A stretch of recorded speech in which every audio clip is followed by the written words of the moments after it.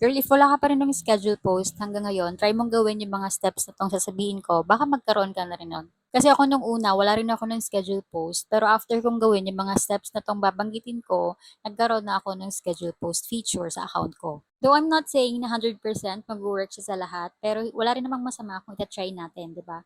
So first is you have to make sure na updated yung TikTok app mo.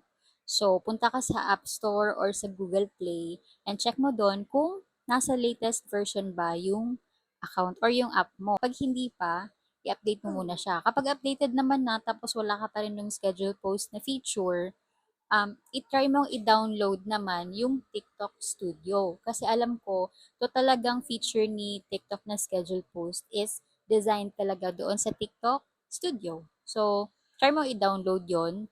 Doon sa TikTok app, wala naman nang kailangan gawin. Ang nangyari sa akin, nung pagka-download ko nung TikTok Studio, eh di ba nagpo-post na ako, nakapag-schedule na ako doon ng post. Few days after, nag-sync naman yung nasa TikTok Studio ko dun sa TikTok app. Kaya nung nag-try akong maggamit ng TikTok app, meron na akong schedule post.